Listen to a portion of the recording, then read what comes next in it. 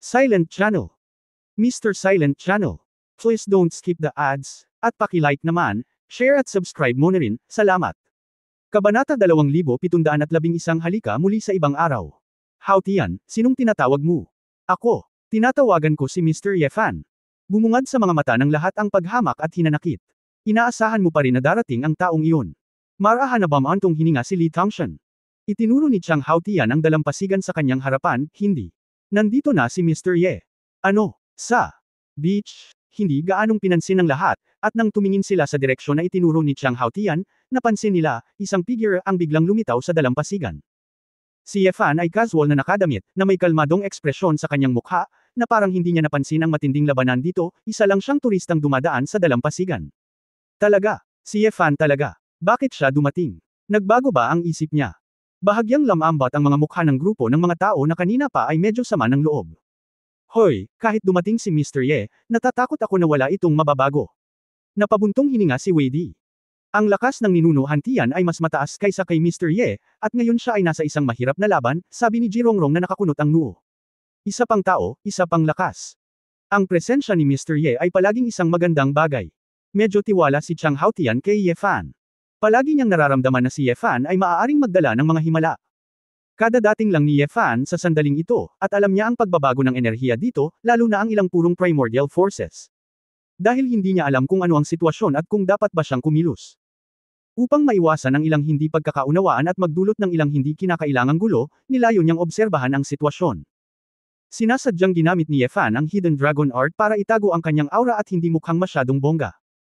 Sa pagtingin sa figure na naghagis ng dugong chi ng baliw na dragon, na nakulong sa pagkubkob ng dalawang demonyo, naulit ang mga panganib, medyo nagulat si Yefan, tila si Ji Hantian iyon. Sa katunayan, hindi pamilyar sina Yefan at Ji Hantian sa isa't isa, at wala silang masyadong interaksyon. Gayunpaman, pagkatapos ng lahat, siya ay isa ring matandang kaibigan, at siya rin ay kapatid ni Ji Wanqing, isang kasamang kamay na minsan ay nakipaglaban sa hari ng kanyang kabanalan kasama niya. Naramdaman ni Yefan na hindi niya kayang panuulin siyang mamatay. Nang malapit na siyang mag-shot, narinig niyang sumisigaw si Chang Hautian. Mr. Ye! Mr. Ye! Sumimangot si Yefan, umiwas, parang teleportasyon, at pumunta sa grupong ito ng mga tao. Bakit? Nagtaka si Yefan, mayroon bang mahalagang ipaalala? Mr. Ye, alam kong hindi ka cold-blooded at walang awa. Nandito ka ba para tulungan kaming harapin ang mga demonyo? Excited na tanong ni Chang Hautian. Hindi interesado, direktang tanggi ni Yefan. Nagbago ang mukha ng lahat, puno ng pagkalito at pagtataka. Kung gayon, nandito ka na. Natigilan si Lu Rongshan. Sabi ko, makipag-away lang kayo sa demonyo, bakit itigil ang halimaw show competition? As for it, mukhang hindi masaya si Yefan. Ang isang pangkat ng mga matataas na antas ng tao mula sa lahat ng antas ng pamumuhay sa Earth ay muling nalito, hindi makapagsalita ng isang salita sa mahabang panahon. Anong kompetisyon sa palabas ng halimaw? Tanong ni Leon. Ito ay ginanap sa loob ng teritoryo ng ating Donghua Alliance upang manood ng mga palabas ng halimaw. Ngayon ang orihinal na finals, alam ni Lu Rongshan ng kaunti. Ang mga tao ay puno ng hindi maipaliwanag na mga ekspresyon. Ano ang ibig sabihin ng Yefan sa pagsasagawa ng Monster Beast Show competition sa oras na ito? Ngunit bago pa sila makapagsalita, sumimangot si Yefan. Maghintay at sabihin sa iyo, na si Ji Hantian ay mamamatay. Napansin niya na si Ji Hantian ay nasa krisis, gumawa ng isang hula ng maaga, at ang kanyang figure ay lumiwanag sa larangan ng digmaan. Dobleng pagkakawatak-watek. Crazy Dragon Blood Chi. Napatulala na naman ang mga matataas na echelon ng mundo. Ang pressure at bilis na inilabas sa sandaling ito ay nagpa-freeze sa kanila. Maaaring si Yefan ay nasa Tianxing Island noon at hindi ginamit ang lahat ng kanyang lakas. Ang Shenlang powerhouse na lumitaw sa larangan ng digmaan sa isang iglap ay nakakuha agad ng atensyon ng Ice Wolves. Hindi napigilan ni Haiti na buksan ang kanyang mga mata, at bakas sa kanyang asul na mga mata ang pagdududa. Ito ang isang grupo ng mga miyembro ng espesyal na sugo na nasa isang desperadong sitwasyon ay lahat ay natigilan. Paano naging pamilyar ang pamimilit na ito? Sa sandaling ito, si Ji Hantian ay napapaligiran ng mga itim na sword intent thread, at ang demonyong Escrimador ay naghihintay lamang ng lambat na dumurog kay Ji Hantian. Dahil walang advantage ang cultivation base, desperado na si Ji Hantian sa oras na ito. Nang siya ay puno ng ayaw at kinasusuklaman ng sarili niyang kawalan ng lakas, naramdaman ni Ji Hantian ang paparating na presyon na naging hindi pamilyar at pamilyar. Paano ito naging posible? Bago pa makapag-react si Ji Hantian, umuungal na ang nagngangalit na apoy ng dragon. Kung ikukumpara sa longyan ni Ji Hantian, wala ito sa parehong antas. Ang purong primitive power level na Dragon Flame na iyon ay parang umaagos na metal, puno ng solid at walang hanggang texture. Ang sword intent ng kapangyarihan ng Diablo ay kasing vulnerable ng Spider Silk sa harap nitong agos ng apoy ng dragon. Nasunog lahat ang mga sinulid na itim na sutla na dapat ay tipunin. Ang mga mata ng demonyong Escrimador ay nakadilat, ang kanyang mukha ay puno ng ayaw, ngunit ito ay nagpahayag ng takot. Nang makita ng apat na demonyong general ang sitwasyon, naramdaman nila ang pressure na pinakawalan ng lalaking biglang pumatay sa kanya, lahat ay umaatres at naghihintay sa kanya. Sinamantala rin ni Ilya at ng iba pang miyembro ng espesyal na sugo ang puwang na ito upang makahinga ng maluwag. Lahat sila ay biglang inatake ni Yefan, at na-stimulate ng husto. Isang grupo ng mga taong nagtatanim na may peklat na nakatitig kay Yefan na natulala. Hindi. Imposible. 35,000 force value. Siya. The last time was only 10,000. Ilya, anong sabi mo? 35. Bulalas ni Bayhan. Mali ba ang nabasa mo? Ang dami niyang tinatagong cultivation. Hindi makapaniwala ang lahat, ngunit naramdaman nila ang pang-aapi na dulot ng pamimilit na ito, at kailangan nilang paniwalaan ito. Hindi banggitin ang isang grupo ng mga matataas na gusali sa beach. Inisip ko lang na hindi na mababago ni Yefan ang sitwasyon kapag dumating siya, ngunit hindi niya inaasahan na si Yefan ay kinuha lamang ang isang casual na shot at binaliktad ang sitwasyon na ganap na durog. Ang mga walang talo na demonyong general ay talagang umatras sa takot. Ang isang grupo ng mga tao ay tumingin sa mga halimaw, nakatingin kay Yefan sa oras na ito, maaari silang maglagay ng mga itlog sa kanilang mga bibig, lahat sila ay hindi kapani-paniwala. Ang lalaking ito, na parabang hindi niya nakikita ang kanyang tunay na lakas, ay patuloy na nabigla sa kanila. Halos lahat ng nakakagulat na emosyon ng kanilang buhay ay naubos sa loob lamang ng ilang buwan. Hindi interesado si Yefan kung gaano siya kalakas. Naramdaman na lang niya na ang mga lalaking ito, kung maghiwa-hiwalay siya sa pangalawang layer, kakayanin niya ito ng isang baliw na Dragon Blood Chi, kaya hinarap niya ito ng casual. Nakatitig si Jihan Tian sa lalaking nakatayo sa harapan niya, natulala. Sa loob ng 100,000 taon, walang kahit katiting na bakas ng oras sa kanya. Nang lumingon lamang siya, nagkaroon ng kaunting pagbabago pagkatapos ng hangin, hamog na nagyelo, ulan at nyebe sa mga gintong mata na iyon, at ang bukas na pag-iisip na dumaan sa mga pagbabago ng buhay. Yefan, ikaw ba talaga?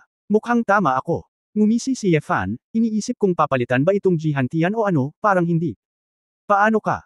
Teka lang, alam kong marami kang gustong itanong, pero medyo busy ako ngayong gabi, baka wala akong oras para maabutin ka, next time na lang tayo mag-usap. Sabi ni Yefan, ibinaling ang kanyang ulo para tingnan ang mga demonyo, na nakaupo kasama ng iba. Hati. Oy, pwede ka bang bumalik sa ibang araw? Mayroon tayong napakahalagang pagtatanghal dito ngayong gabi. Pagkatapos manood ng pagtatanghal ang aking anak, paano mo pag-usapan ang pagbuo ng teleportasyon? Direktang tanong ni Yefan na may sound transmission. Hati at isang grupo ng mga demonyo. Gusto lang niyang simulan ng performance competition sa lalong madaling panahon, para sa ibang mga bagay, maaari niyang pag-usapan ito sa ibang araw. Kabanata 2712 Anong ginagawa mo? Sandaling natigilan si Hati at ang iba pang mga demonyo. Ilang demonyong general sa kalapit na lugar ang lahat ay nagpakita ng galit. Ang mga salita ni Yefan ay walang alinlangan na nakakapukaw sa kanila. Yefan, bakit hindi mo ginawa? Si Bayhan at ang iba ay mukhang tuliro. Mayroon kang ganoong lakas, hindi mo kailangang matakot. Sinubukan ko ito ngayon lang. Mayroon kang halaga ng puwersa na 35,000, at maaari mong ganap na talunin ang grupong ito ng mga demonyo. Naisip ni Ilya na natakot si Yefan at mabilis na sumigaw. Mr. Ye, matutulungan ka namin. Excited na sabi ni Feng Buyo. Lumingon si Yefan at sumimangot. Hindi, may pinag-uusapan ako dito. Ang lahat sa espesyal na sugo ay muling natigilan, hindi naiintindihan ang ibig sabihin ni Yefan. Kung hindi ka pumunta ngayon para patayin ang demonyo, nakikipagchismisan ka pa ba sa demonyo? Brother Yefan, nag-aalala ka ba sa pagiging outnumber? Huwag kang mag-alala, kahit na hindi ka namin naiintindihan noon, dahil nandito ka, hindi ka namin iiwan. Seryosong sabi ni Bayhan. Hindi pagkakaunawaan. Anong hindi pagkakaunawaan? Nagtataka si Yefan.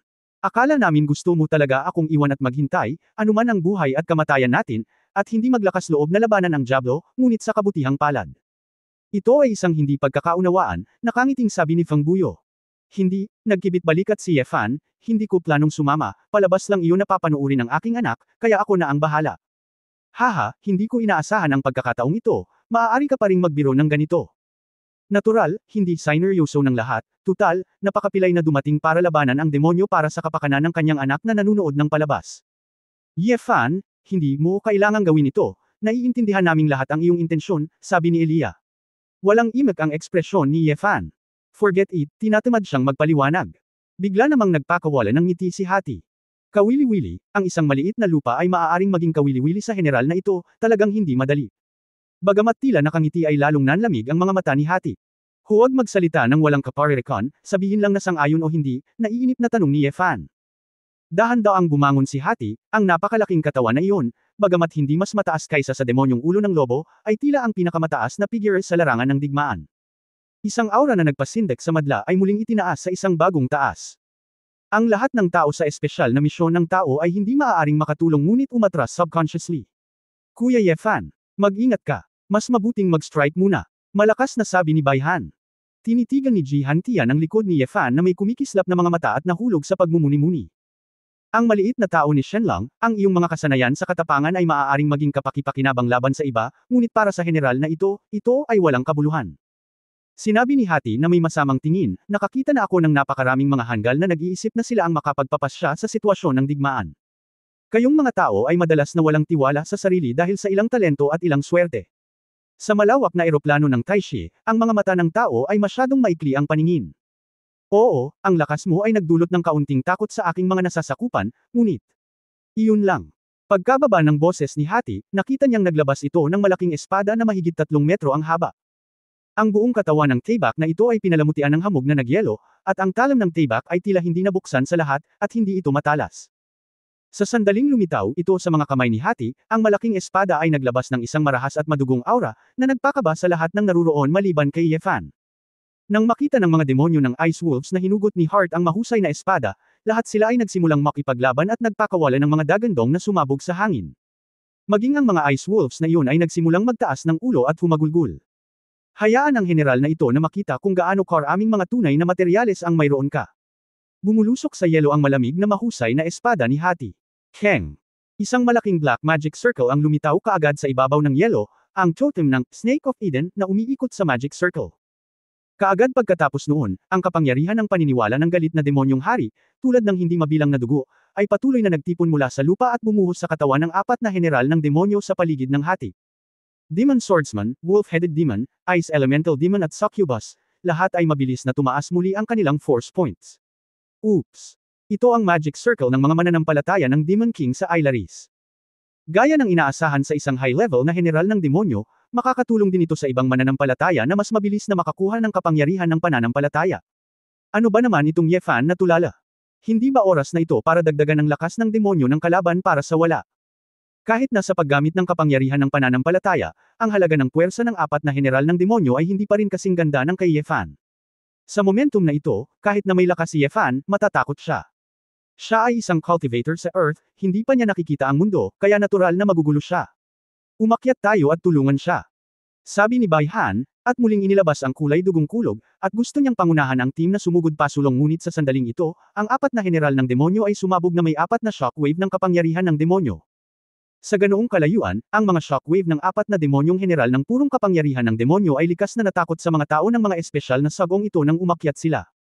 Isang mukha na puno ng ayaw at kawalan ng kakayahan. Mr. Ye, bilisan mo. Nag-aalalang sigaw ni Feng Buyo. Maliban kay Ji Hantian, na hindi nagbago ang kanyang mukha, ang lahat ay maaari lamang maging balisa, titig at balisa. Tapos na, sasamantalahin nitong si Yefan ang sitwasyon para habulin siya ng maaga, at baka hindi siya makulong sa ganoong bilangguan. Ngayong lumakas na itong mga demonyong general, halos damobel na ang kanilang combat power, kaya paano sila lalaban? Kahit isang grupo ng high-level Earth sa beach, lahat ng puso ay nasa lalamunan sa sandaling ito. Akala ko si Yefan ay gagawa ng pinal na desisyon, ngunit bakit parang nabaligtad muli ang labanan? Ay, gitling! Nanguna ang demonyong may ulo ng lobo na maging isang itim na anino, at sa layo na 12-12 ng metro, naabot nito si Yefan sa isang iglap. Dalawang matalas na kuko ang nagwagayway ng dalawang dagwang bakas ng paa. Matalim ang mga marka ng kuko, ang tunog ng pagbasag ng hangin ay matalim at malupit. Mag-ingat ka. Pinanood ni Baihan at ng iba pa ang eksenang ito, ngunit wala silang magawa, hindi man lang makalapit para tumulong. Mabagsik ang mukha ni Yefan, at sa kanyang mga mata, ang mga galaw na masyadong mabilis para makita ng malinaw ay mga slow motion lang. Flashlight. Ang kaliwang kamay ni Yefan ay mahiwagang humawak sa palso ng demonyong ulo ng lobo ng maaga. Ang mga buto ng braso ng demonyong ulo ng lobo ay direktang nadurog. Gamit ang isang letigo, sinipa ni Yefan ang demonyong may ulo ng lobo hanggang sa punto na ang buong katawan niya ay nakatiklop, at sumambulat ng mahigit 100 metro. Kahit na sila ay pinaghihiwalay ng isang mahabang distansya, isang grupo ng mga tao mula sa espesyal na misyon ay maaaring marinig ang tunog ng mga organo at tisyo na nabasag sa sandaling ito.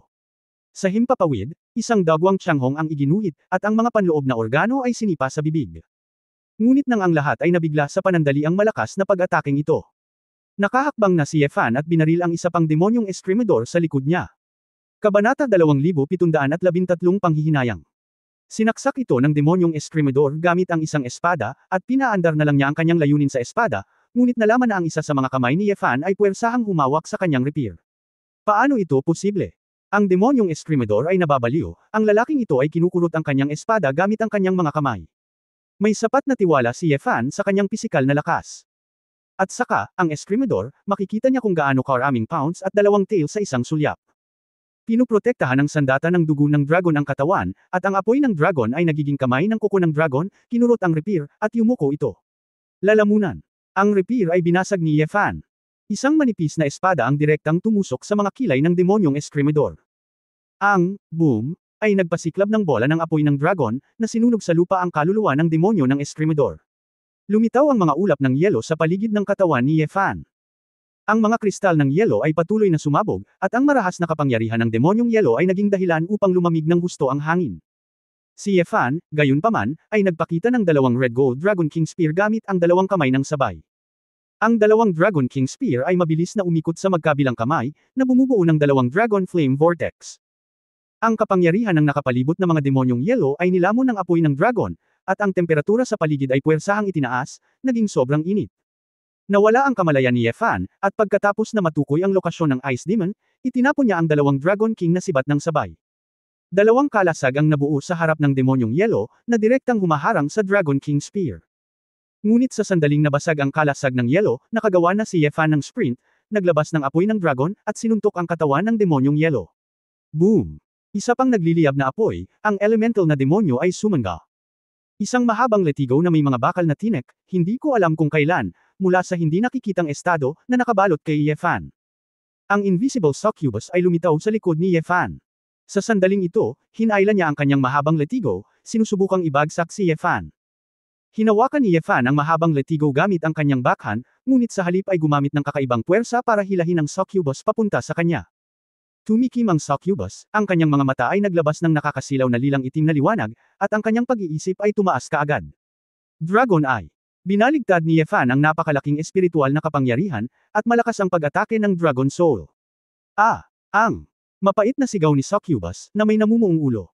Niyugyug ni Yefan ang kanyang mga braso, at pagkatapos na pumutok ng mahabang letigo ng Succubus, isang backhand thunderclap ang bumasag sa ulo ng Succubus. Pagsamahin ang harap at likod, ang 4 na general ng demonyo ay bumaril hanggang sa mapatay silang lahat, sa loob ng 10 segundo. Sa nagyayalong dagat, ang mga tao at mga demonyo sa buong larangan ng digmaan ay tahimik. Tanging hangin, humahagulgul. Nakakagulo talaga. Magsalita ka ng maayos, bakit ayaw mong makinig? Walang ekspresyon si Yefan, sok-sok. Nang marinig ang pangungusap na ito, ang lahat ng mga talento ay nagising na parang panaginip, at ang kanilang buong katawan ay nanginginig. Ang mga miyembro ng espesyal na misyon, tulad ng isang panaginip, ay hindi makapaghintay na kurutin ang kanilang mga mukha upang maniwala sa kanilang nakikita. Ang kapangyarihan ng 5-clawed Golden Dragon Bloodline ni Yefan ay isang bagay, ngunit ang pinakamahalagang bagay ay ang nakakatakot na bilis, lakas, at pisikal na lakas ang susi sa ganap na pagdurog sa loob ng 10 segundong ito.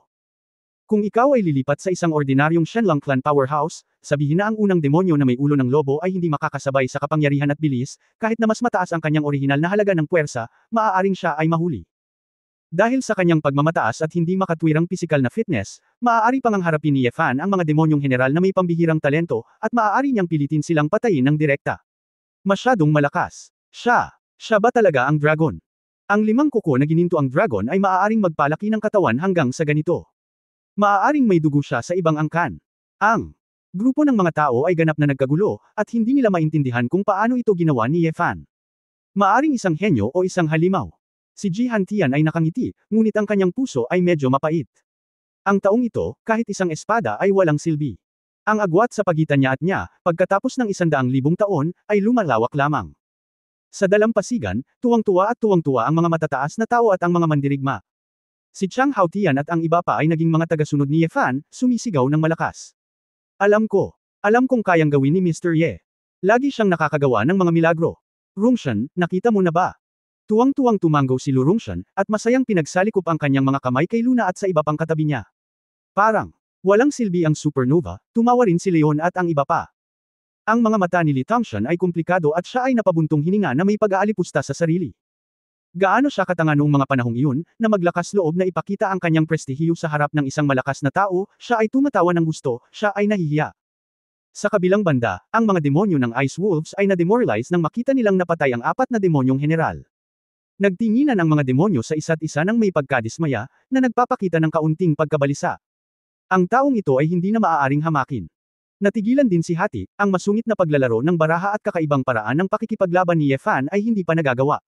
Mukhang, hindi talaga kita kayang tingnan sa mga mata ng isang ordinaryong Shenlong. Naging seryoso ang mga mata ni Hati sa unang pagkakataon. Kasabay nito, ang galit ay patuloy na naipon, na umabot sa bingit ng pagsabog.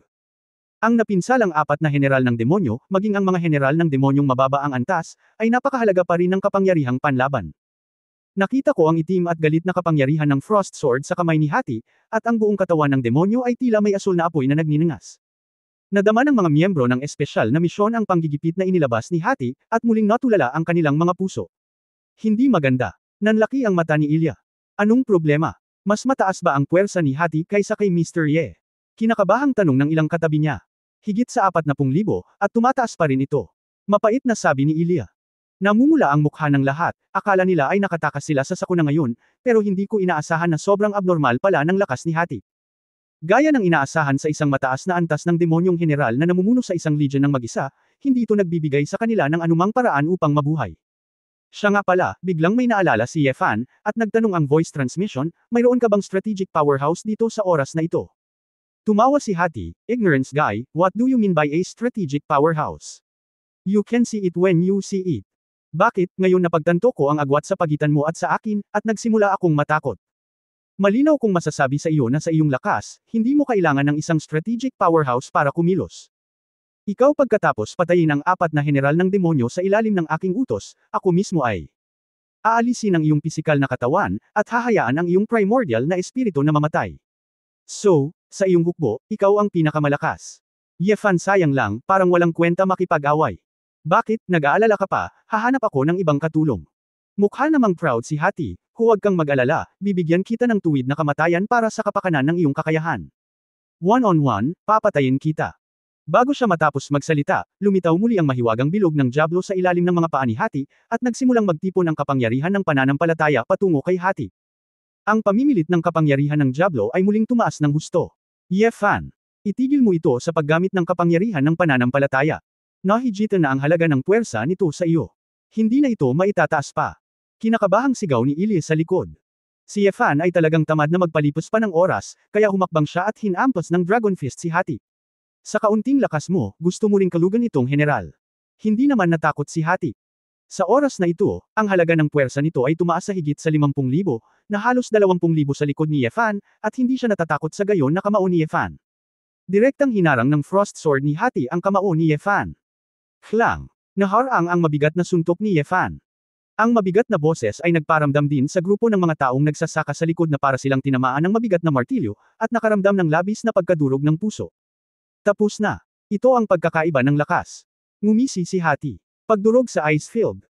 Malugod kang tinatanggap, isang shockwave ng nagyayelong asol na kapangyarihan ng demonyo ang inilabas mula sa Frost Sword. Ang halaga ng puwersa na higit sa 50,000 ay hindi inilabas ng walang layunin, ngunit napakatibay at kinokontrol at nakompres sa loob ng medyo maliit na saklaw. 12 ng talampakan ng yelo ang nabasag, at ang larangan ng digmaan ay tila gumuho. Isang grupo ng mga miyembro ng espesyal na sugo at jihantian ang nadama na ang sitwasyon ay hindi maganda, at lahat sila ay umatras sa isang napakalayo na posisyon ng maaga, at bumangon sa himpapawid. Kumbinsido si Hati na sa ilalim ng ganoong epekto, si Ye Fan ay tiyak na tatanggihan, o kahit na malubhang masasaktan. Ito ang kinahinatnan ng kanyang pantal na pag-atake. Naramdaman ni Hati na naroon pa rin ang hininga ni Ye Fan, at hindi siya nabigla hanggang sa mamatay. Pinlano niyang magsagawa ng tuloy-tuloy na pag-atake kay Ye Fan gamit ang kanyang espada. Gayunpaman, sa sandaling ito, napagtanto niya na may mali. Si Ye Fan pala ay naging matatag, nakatayo pa rin sa harap ni Hati. Ikaw, paano mo nagawa iyon? Natigilan si Hati. Ginamit talaga ng taong ito ang kanyang fleshly body at ang blood force ng 35,000 origin force para labanan ang shockwave ng 50,000 origin force. Hindi inisip ni Yefan na ito ay espesyal. Bagamat medyo masakit at hindi komportable ngayon, ito ay pasok sa kanyang hula. Dragon Fist, 1,000 hampas. Walang sinabi si Yefan, ang kanyang mga braso ay naging nakatutuwang output cannonballs, ang mabigat na kamao ni Longyan ay kasing bilis ng sunod-sunod na gintong laser, at ang makapal na pagsabog ng kulog ay nakonekte sa isang piraso, na naging tuloy-tuloy na ang dagandong. Sa ilalim ng tingin ng isang pares ng nakatitig na mga mata sa likod, ang Frost Sword ay pilit na binasag. Ang baluti sa katawan ni Hati ay patuloy na nabasag, at ang kanyang mukha ay patuloy na nakakatakot at nakapilipit, at ang kanyang mga mata ay nakadilat. Gayunpaman, hindi man lang nakalaban ni Hati, naramdaman na lang niyang tinamaan siya ng kidlat, at tuluyang nawalan ng kontrol ang kanyang katawan. Hindi. Gitling. Dumura si Hati ng isang subo ng dugo, at matapos makatanggap ng hindi kilalang bilang ng mga suntok, nabasag ang kanyang katawan. Kabanata 2714 na Husky. Ang katawan ng demonyo ay naging itim na usok at natangay ng hangin. Habang nag-aapoy si Yefan ng bola ng apoy ng dragon, nasunog din ang demonyong kaluluwa ni Hati. Ang labanan, sa hindi inaasahan, ay natapos sa ilang segundo.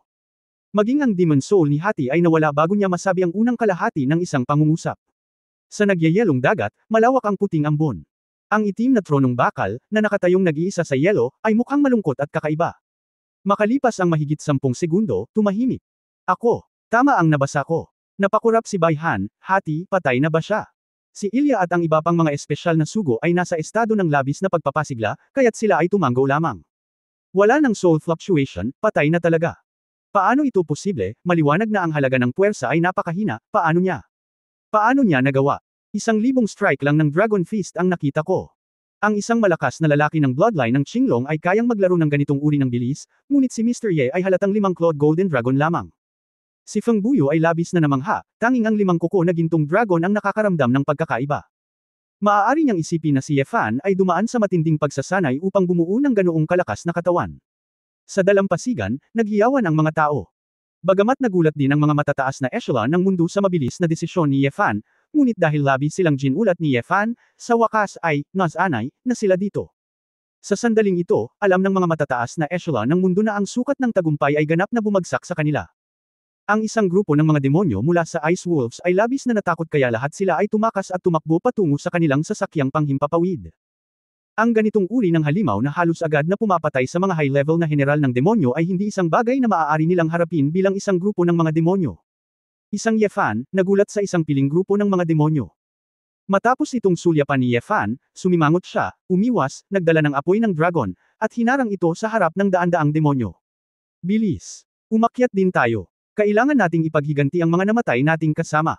Nang makita ito, si Bayhan at ang iba pa ay nagmamadaling umakyat, nagpaplanong sumama kay Yefan upang paksain ang mga natitirang demonyo. Sa katunayan, ang natitirang daan-daang demonyo ay hindi nila kayang harapin. Ngunit kasama si Yefan, ang mga taong nagsasaka ng espesyal na misyon ay tiwala. Mr. Ye, papalibutan namin sila, at hinding-hindi namin hahayaang makalusot ang mga isda sa lambat. Magalang na tinawag siya ni Ilya sa oras na ito. Isang grupo ng mga demonyo ang mukhang mabangis at nagngangalit ang kanilang mga ngipin, ngunit ang kanilang mga mata ay nagpapakita ng lahat ng uri ng takot. Maging ang natitirang dosina o higit pang mga Frost Demon Wolves ay naglabas ng kanilang mga ngipin at hindi ng ahas na sumulong. Gayunpaman, walang intensyon si Yefan na gumawa ng anuman. Itinuro ni Yefan ang Ice Wolf Knight, iwan mo ang mga lobong ito. Kailangan kong sabihin na ang mga Ice Demon Wolves na ito ay napakaganda, makapangyarihan at dominanti, at ang kanilang balahibo ay parang isang magandang kristal. Bagamat hindi ko pa naitanong kay Tuan Chuan, gusto ng aking anak ang maliliit na hayop na ito, at tiyak na matutuwa siya na magkaroon ng grupo ng mga alagang hayop ng Magic Wolf. Ang mga demonyo ay natulala, at nakatitig ng blanko sa 12-12 ng mga demonyong lobo, at pagkatapos ay kay Yefan. Kamahalan, ang ibig mong sabihin, ibigay mo ang demonyong lobo at pakakawalan mo kami. Tanong ng isang Ice Wolf Knight. Tumanggo si Yefan, kung mananatili ang lobo, maaari kang umalis. Ang pagpatay sa mga demonyong ito o hindi ay walang kabuluhan kay Yefan. Anyway, imposibleng pagtakpan ang nangyari ngayon. Mas mabuting manatili sa pila kaysa patayin silang lahat. Kung ang pangatlong hari ng demonyo ay mas mapagbigay, huwag makipaggulo, ito ay natural na ang pinakamahusay. Ngunit kung gusto mo talagang magpatuloy na pumunta sa pintuan, kung gayon ang daan-daang mga demonyong ito ay talagang walang katuturan. Hindi interesado si Yefan sa pagpatay sa mga desyerto, at nakakainip ang gulo. Baliw ang mga sugo. Akala niya ay hahabulin ni Yefan ang tagumpay at papatayin ang lahat ng mga demonyo. Sinong mag-aakala na ang taong ito ay pagnanakawan ng Demon Wolf? Masyadong kakaiba ang atensyon niya diba? Mr. Ye. Gusto mo bang palayain sila? Pinatay nila ang mga tao natin. Malakas na sigaw ni Ilya. Kung gusto mo ng demonyong lobo, maaari mong patayin ang demonyo at pagkatapos ay agawin ito. Sabi ni Bayhan. Sino ang demonyo sa huli? Patayin ang lahat ng mga lobo at pagkatapos ay kunin ang mga lobo. Ako ba ang uri ng walang hiyang tao? At saka, kung gusto mong maghiganti, ano ang kinalaman nito sa akin? May kakayahan ka bang gawin ito sa iyong sarili? Sabi ni Yefan. Ikaw. Namula si Ilya, at ang pakiramdam ng paggalang na mayroon siya para kay Yefan ay nawala. Lihim na inis ang grupo ng mga tao sa special mission. Hindi man lang sila tinuring ni Yefan bilang magkakaibigan, pinaglalaroan lang niya ang sarili niya. Bagamat ang lakas ng lalaking ito ay ikinagulat nila at nailigtas ang kanilang buhay. Gayunpaman, ang imahe ni Yefan, sa kanilang mga mata, ay hindi maaaring maging mas matangkad. Walang hiya, mayabang, sakam. Mukhang masangkop ang mga ito para ilarawan ang misteryosong lalaking ito. Ngumiti si Jihantian at umiling, hindi alam kung ang taong ito ay walang hiya sa simula, o kung tumagal ng 100,000 taon para baguhin siya. Isang grupo ng mga demonyong kabalyero ang nakinig at sa wakas ay nagpasyang tumalon mula sa demonyong lobo. Bagamat nag-aatubili siyang isuko ang mahahalagang demonyong lobo na ito ay mas mabuti kaysa sa buong hukbo na Nolipol. Kayong mga lobo, dapat ay naiintindihan ninyo ang aking mga salita, tama ba? Bumalik sa kamahalan, kailangan mo ng isang tiyak na halaga ng domestication, ngunit maaari mong maunawaan ang kahulugan, sabi ng isang kabalyero. Malamang sapat na. Gaya ng sinabi ni Yefan, direkta niyang ipinadala ang kanyang boses sa mga Ice Demon Wolves na ito, upang silang lahat ay maging masunurin, kung hindi, lahat sila ay kakatayin. Akala ng mga demonyong lobo ay mamamatay na sila, ngunit nakaligtas sila, at hindi nila alintana kung sino ang kanilang sinundan. Lahat sila ay mga middle-level na demonyo. Bagamat hindi masyadong mataas ang kanilang katalinuhan, alam din nila na si Yefan ay mas malakas kaysa Hati, at hindi masamang masundan si Yefan. Mahigit sa 100 ang mga demonyong lobo ng yelo ang masunurin na nakahiga sa yelo, na may mga pares ng malasipiro na mga eyeball, tumingin kay Yefan ng papuri, at sumigaw, ouch, Humakbang si Yefan, inabot at hinawakan ang ilang malalaking ulo. Ang mga Ice Wolves ay nanginginig, na parabang natatakot sila na sasampalin ni Yefan ang kanilang mga ulo ng isang sampal. Ang kalidad ay hindi masama, ngunit ito ay medyo mas malaki. Lahat ba ng iyong mga lobo ng demonyo ay ganoon kalaki? Kapag ang 12 o higit pang mga Ice Wolves ang nakarinig nito, sila ay napaka-cooperative, at ang kanilang mga katawan ay nagsimulang lumiit habang ang asul at maliwanag na sinag ng liwanag ay kumikislap sa kanilang buong katawan. Pagkaraan ng ilang sandali, sila ay naging 100 asong lobo na hanggang tuhod lamang. Hindi na sila mukhang mabangis, ngunit sa halip ay gatas at tapat, na medyo cute. Malinaw, ang mga Magic Wolves ay talagang gustong pasayahin ang kanilang mga bagong masters. Oy, mukhang husky ito. Ngumisi si Yefan, pagkatapos ay iwinagayway ang kanyang kamay para palayain ang mga demonyo. Isang grupo ng mga demonyo ang sumugod sa sasakyang panghimpapawid na parang nabigyan sila ng amnestya. Isang grupo ng mga tao mula sa espesyal na misyon ang nanood sa pag-alis ng mga demonyo, ngunit hindi sila nang ahas na pigilan sila. Nakangangalang ang mga ngipin at natatatak ang kanilang mga paa, walang magawa at inis. Ang mga matataas na echelon ng mundo, kasama ang kanilang mga tropa, ay sumugod din sa oras na ito. Nagulat siya nang makitang pinakawalan ni Yefan ang mga demonyo. Nang tanungin ko, nalaman kong humiling lang si Yefan ng 100 ng demonyong lobo at hindi niya nilayo na ipaghiganti ang namatay na monghe. Walang imik ang lahat. Gayunpaman, kung ikukumpara sa mga tao sa espesyal na misyon, ang mga nasa itaas na antas ng mundo ay napakakontento na, at ngayon ay gusto na lang nilang magpabor kay Yefan. Mr. Ye, salamat sa iyo ngayon, ang ating lupa ay nailigtas mula sa sakuna. Oo, si Mr. Ye talaga ang tagapagligtas, napagkamalan ka naming lahat noon. Ikaw ang bayani ng mundo. Ang isang grupo ng mga tao ay patuloy na nagpupuri, ngunit lahat ito ay nagmula sa kaibuturan ng aking puso, nais kong mapalapit ako kay Yefan. Naramdaman ni na Chang Haotian at Lu Rongxian na may magandang relasyon kay Yefan, na maliwanag at nasasabik ang kanilang mga mukha. Si Yefan ay hindi interesadong makinig dito, iniunat niya ang kanyang kamay upang patahimikin ang lahat.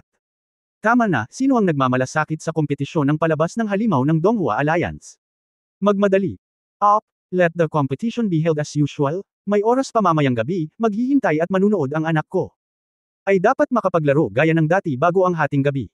Ang mga matataas na echelon ng mundo ay nagtinginan sa isa't isa ng may pagkadismaya, at pagkatapos ay naalala na si Yefan ay nagsasalita tungkol sa halimaw na pagganap noon. Chairman Li Tongxuan, kailangan mong harapin ang bagay na ito, sabi ni Chang Haotian. Mr. Ye, tatawag ako ngayon para hayaan ang lahat na alisin ang kanilang paglikas at hayaan ang kompetisyon na magpatuloy gaya ng dati.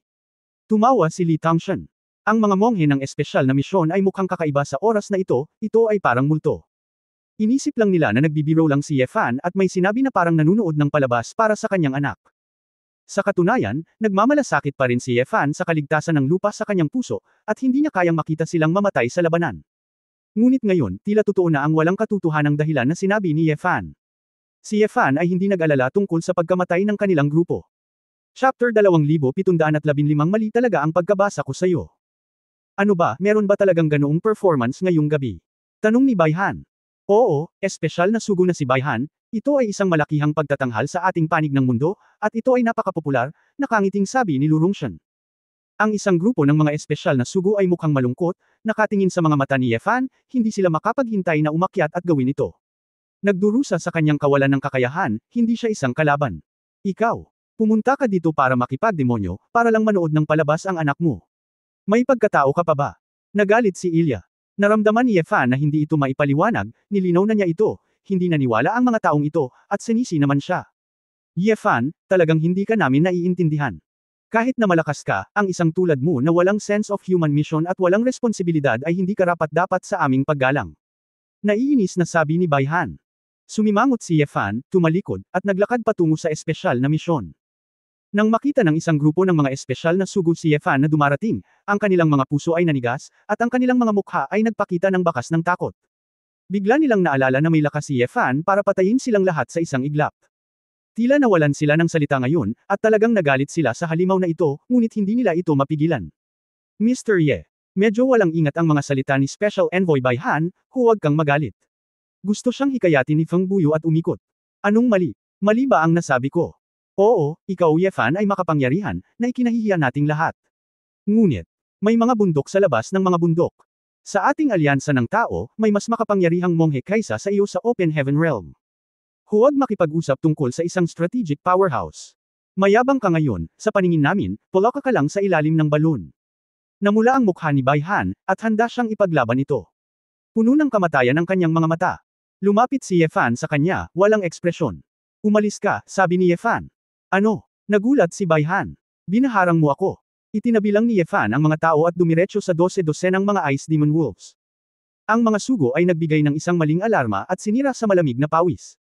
Akala ko lalaban ito sa kanila, sinong nag-aakalang mahahanap nito ang demonyong lobong iyon. Gayunpaman, ang mapanghamak na saloobin ni Yefan sa kanilang mga salita ay lalong naging mapurol sa kanilang mga mukha. Inutusan ni Yefan ang mga demonyong lobo na ito na direktang pumasok sa space ring sa pamamagitan ng dagandong ni Shenlong, at ito ay parang naghuhudyat ng magic trick, na pinatalikod silang lahat. Ito ay natural na naging dahilan upang ang mga tao sa pinangyarihan ay sumambulat sa mga tandang, na hindi kapanipaniwala. Ang kompetisyon sa palabas ng halimaw, gusto kong makita itong opisyal na gaganapin sa loob ng 2 oras. Lumingon si Yefan at matigas na sinabi kay Li Tangshan at sa iba pa. Huwag mag-alala, Mr. Ye. Hiniling ko sa mga tao na harapin ito ng Mad Alien. Sabi ni Li Tangshan na may mapait na ngiti. Kaagad na kinaweya ni Yefan si Ji Hantian, pagkatapos ay tumayo at mabilis na umalis sa dalampasigan. Dang! Nang makitang paalis na si Yefan, naggot ang mga ngipin ni Bayhan at sinipa ang buhangin. Napakamayabang niya. Hindi niya tayo sineseryoso. Kahit gaano kataas ang cultivation ng isang tao, isa lang siyang hamak ng angkan. Tito Bayhan, huwag kang magalit, salamat kay Mr. Ye ngayon, may utang tayo sa kanya at bawat isa ay may kanya-kanyang adhikain, kaya huwag pilitin. Maaaring gusto ni Ji Ye na mabuhay sa mga araw ng walang ginagawa na ulap at ligaw na crane, at hindi niya siya mapipilit na labanan ng Diablo. Napabuntong hininga si Feng Buyo. Huwag kang magsalita ng anuman. Masyado ka pang bata. Kung ang bawat malakas na tao ay katulad niya at walang pananagutan, paano tayong mga tao mabubuhay sa eroplano ng Taishi? Ang malakas ay dapat may pananagutan ng malakas, siya ay nagkalkula ng ganito ano. Hayaang makita siya ng mga kabataan at isipin na isa siyang huwaran. Hindi ba magiging big deal ito? Mamatay man tayo ngayon, nagbigay tayo ng halimbawa. Tayo ang nag-alay ng ating buhay para sa pagpapatuloy ng sangkatauhan. Ito ay naiintindihan. At ang kanyang mga aksyon na tulad nito ay malinaw na nanginginig ang mga puso ng hukbo. Sabi ni Ilya na may malamig na mukha. Wishful thinking mo lang yan. Hindi naman sinabi ng mga demonyo na lipulin nila ang tao, di ba? Nakangiting sabi ni Ji Hantian. Simpleng ideya. Kung ang mga demonyo ang namamahala sa mga tao, paano pa rin tayo magkakaroon ng dignidad? Maya-maya, magiging sirena na. Umiling si Bayhan at sinabing, hayaan ang Diablo na mamuno, hindi dahil ang mga tao ay hindi lalakas kung walang cultivation.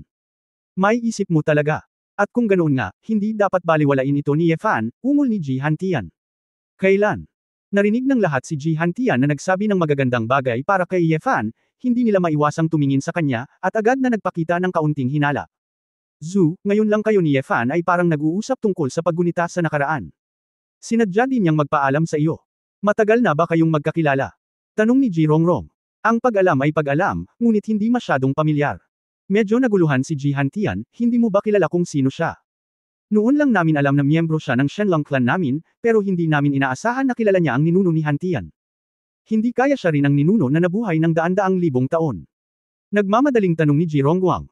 Naisip ito ni Ji Hantian, at naunawaan na hindi ipinakita ni Ye Fan ang kanyang layunin sa espada. Siya. Hindi rin alam kung sinasadya ba nitong itago ang kanyang lakas o hindi man lang gumamit ng espada. Ano man ang dahilan, walang pakialam si Ji Hantian. I don't care, hindi siya yung tipo ng karakter na mahilig mag-discuss ng iba behind the scenes. Hindi naman siguro pinangarap ng grupong ito ng mga tao na ang Sword God na hinahangaan nila noon ay ang irresponsible at mayabang na itinakwil nila ngayon. Kawili-wili, kawili-wili. Hindi napigil ang matawa ni Ji Hantian. Nagkatinginan ang lahat, hindi alam ang ibig niyang sabihin.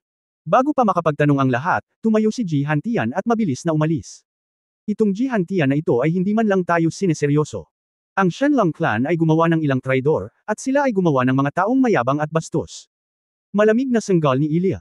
Miss Ilya, may mga malalakas na tao na may kakaibang ugali, pero medyo normal lang talaga. Sa tingin ko si Mr. Ye ay hindi lang mahusay sa pagpapahayag ng kanyang sarili, at talagang gusto niya kaming tulungan. Pagkatapos ng lahat, binaril niya sa pagkakataong ito at napatay ang isang mataas na antas ng demonyong general. Siguradong tinitingnan siya ng Demon King. Maingat na pinag-aralan ni Chang Haotian. Nang marinig ito ng lahat, naramdaman nilang may katuturan ito, anuman ang mangyari, si Ye Fan at ang pangatlong demonyong haring si Liang Zi ay nagpanday. Sana ay dumating ang aming mga reinforcement sa lalong madaling panahon, at iulat din namin ang sitwasyon sa Human Alliance at magpadala ng mga eksperto. Sa pagkakataong ito, kapag namatay si Hati, malamang na hindi na ito pakakawala ng madiskarteng powerhouse ng Demon Wolf Legion, Finesse, nag-aalalang sabi ni Feng Buyo. Laganap ang taong iyon, dapat nasa strategic level siya, at hindi niya tayo kailangan na humingi ng tulong, sabi ni Bai Han. Itong espesyal na sugo, ang pangkalahatang sitwasyon ang pinakamahalagang bagay. Iniligtas tayo ni Mr. Ye, ngunit kailangan pa rin nating itago ito sa ating mga puso. Paanong hindi natin pakialam ang kaligtasan ni Mr. Ye dahil sa kaunting personal na emosyon? Hindi napigil ang sabihin ni Luna. Bata, ang espesyal na sugo na ito ay casual na nagsasalita. Ako ba ang uri ng taong may maliit na tiyan?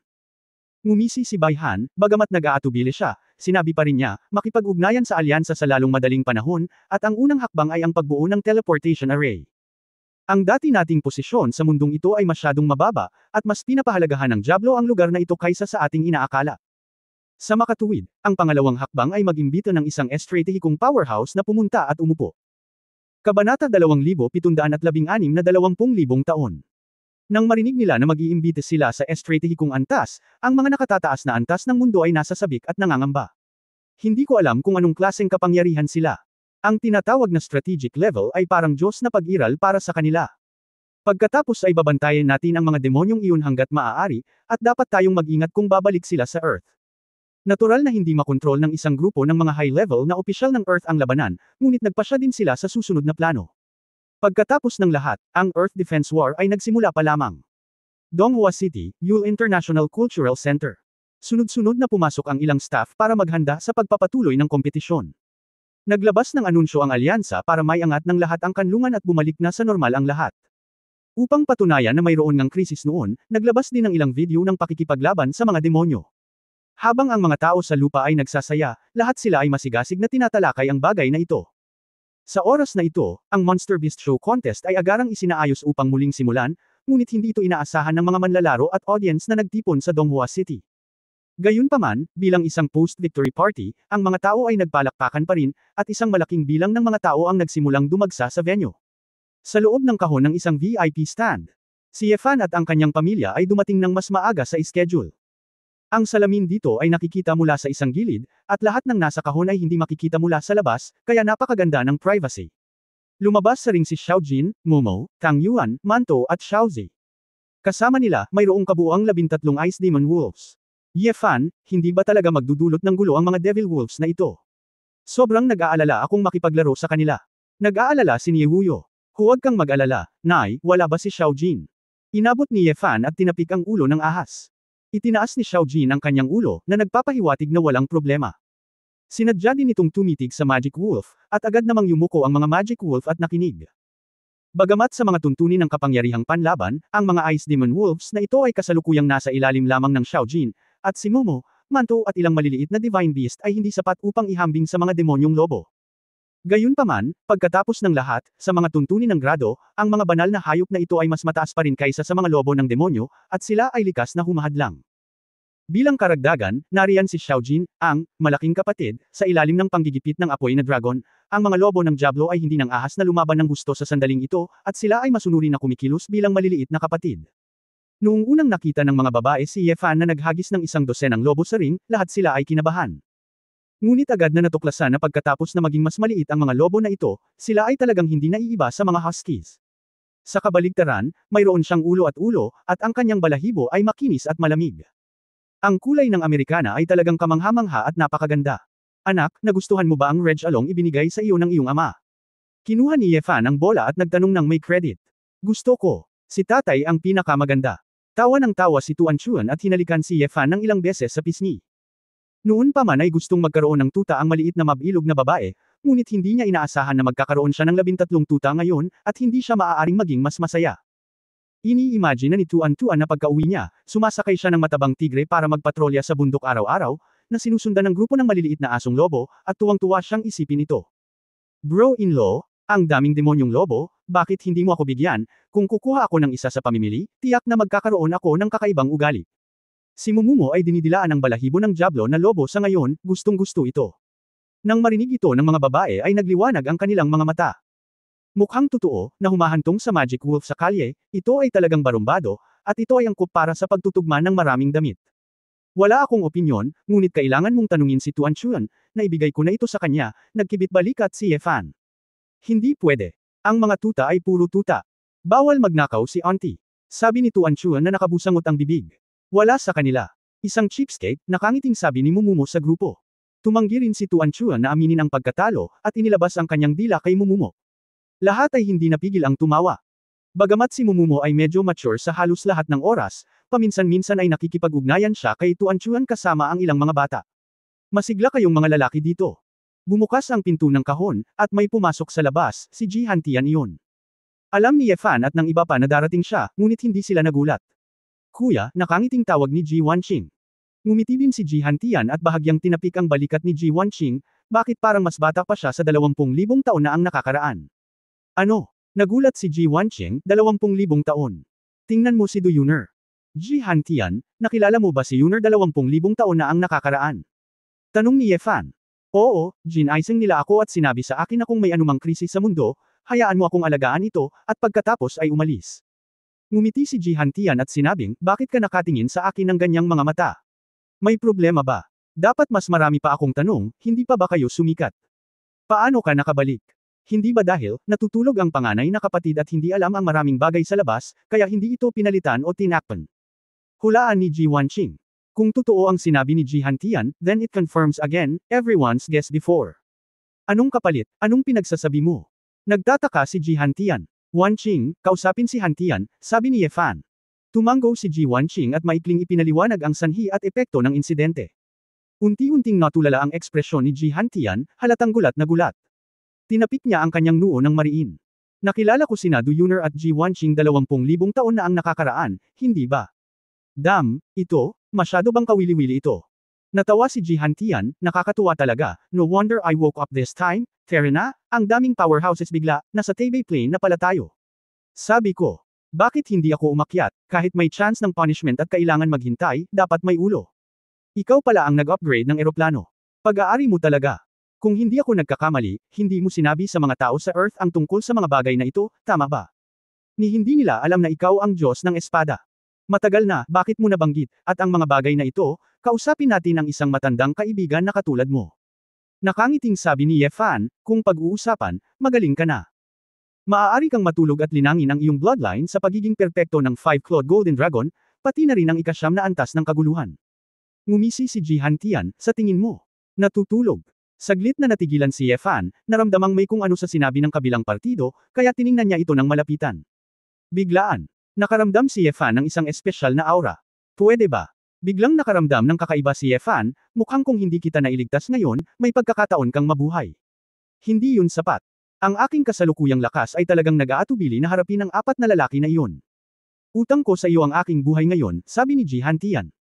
Walang pakialam nang umiti si Yefan, bakit, gusto mo bang manatili at manood ng palabas ng halimaw ng magkasama?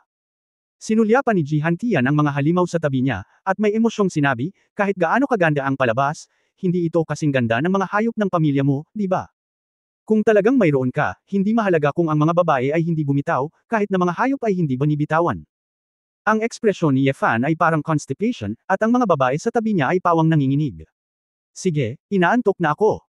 Hahanap ako ng matutuluyan. Nakatakda na ang layunin ko. Sa susunod na hahanapin kita para matuto, gusto kong gumamit ka ng espada. Kumpiyansa nang umiti si Ji Hantian. Ngumiti ng pilit si Yefan, nagnanais na mailabas niya ang kanyang espada sa sandaling ito. Kumaway si Ji Hantian kay Ji Wanqing, pagkatapos ay tumalikod at umalis. Sa oras na ito, sa venue, pinangunahan ang unang batch ng mga halimaw na handang gumanap. Gayunpaman, ang ilang mga halimaw ay tila pinasigla at nakipaglaban ng hindi masunurin. Xiao Jin, pigilan mo si Long Wei, kung maglakas loob kang manggulo muli, sisikilan kita hanggang mamatay. Sinulyapan ni Yefan ang secret joker sa tabi niya. Ang mata ko na ahas ay ngumisi ng papuri at pinigilan si Long Wei. Oo nga naman, masunurin na naman ang mga halimaw. Steamed buns. Tang Yuan. Xiaozi. Halika dito, manunood tayo ng palabas. Binati ni Tuan Chuan ang ilang kaibigan, nakahiga sa tabi ng bintana, inaabangan na ito. Hinawakan ni Su Qingzu si Momo sa kanyang mga kamay at tumabi kay Yefan. Hindi ka pakakawala ng ikatlong Demon King. Masaya ako kung hindi ka sasama, at kung sasama ka, hindi ito malaking bagay, nakangiting sabi ni Yefan. Napabuntong hininga si Su Qingzu at walang sinabi. Sabay-sabay. Hindi ko alam kung ilang light years ang layo. Isang mundong winasak ng nagyayelong hangin sa isang malawak na eroplano. Ang malawak na mundo ay isang higanteng iceberg. Sa gitna ng malaking bato ng yelo, isang napakalalim na puwang ang nabasag, na bumubuo ng isang paikot-ikot na lambak. Ang yelo at nyebe ay bumuo ng parang kutsilyong bugzo ng hangin sa loob, at hindi ito mukhang tigang na lupain kung saan tatahan ang buhay. Stormwind Valley, kung saan matatagpuan ang palasyo ng ikatlong Demon Lord Ailarias. Chapter 2717 Hindi pa ako talo. Sa mga nagyayelong bangin, mayroong hindi mabilang na mahiwagang mga haligi ng yelo. Ang mga haligi ng korte ay daan-daang metro o kahit libu-libong metro ang taas, sa malaking bato ng yelo na ito, ay nagtatayo ng isang malaking kalawakan ng mundo. Isang asul na shuttle, sa oras na ito, ang dumaan sa hangin at pumasok sa ice sheet sa loob ng bundok. Sa magkabilang panig ng shuttle, ang mga totem ng Diablo na lobo at ang serpiente ng Eden ay nakaukit. Libu-libong mga demonyong elemento ng yelo, pati na rin ang ilang mga demonyo na hindi natatakot sa mababang temperatura, ang nakakita sa shuttle na ito at umatras. Huminto ang shuttle sa labas ng napakagandang palasyo na parang malabong asul na kristal. Ang bumaba ay isang matipuno at mar-ingle na demonyong ulo ng lobo na may maitim na gininto ang buhok.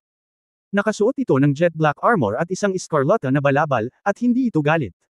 Isang grupo ng mga demonyong may parehong matipunong ulo ng lobo ang sumunod sa kanila pababa ng shuttle.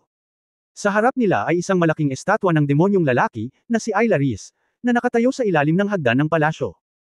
At hawak ni Ailarias ang cetro ng Demon King sa isang kamay at nakasuot ng korona sa kanyang ulo, habang ang kabilang kamay ay nakapulupot sa isang serpiente ng Eden.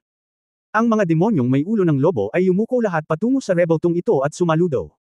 Maghintay ka dito, hindi mo na kailangang pumasok. Oo, Lord Finis. Ang mga demonyong may ulo ng lobo ay lumuhod at yumuko ang kanilang mga ulo. Humakbang si Finis, lumakad sa isang mahaba at malawak na koridor ng jade, at pumasok sa palasyo. Lumapit ang isang Snow Witch, nakasuot ng asul at puting estilo ng palasyo, puting buhok at asul na kilay, marangal na ugali, at eleganteng at pinong hitsura, kasama ang ilang katulong ng palasyo. Lord Finis, kanina pa ako nawala, bakit ka naririto bigla? Nakangiting tanong ng Snow Witch. Opisyal Shelly, manatili kang ligtas, may gagawin ako para makilala ang Demon King. Si Finis ay may tame time na ekspresyon sa Snow Witch sa harap niya, at ang kanyang tono ay mas magalang. Bilang affairs officer ng Stormwind Dale, si Selena ay katumbas ng punong butler ni Ailarias. Higit sa lahat, isa rin siya sa 7 strategic powerhouse na nasa kapangyarihan ng Third Demon King. At ito lang ang nananatili sa Storm Valley at palaging kasama ni Ailarias, na nagpapakita ng tiwala ng Demon King sa kanya. Naglalaro ng chess ang kanyang kataas-taasang Ailarias kasama si Lord Eugene, dadalhin kita doon, nakangiting sabi ni Shelly.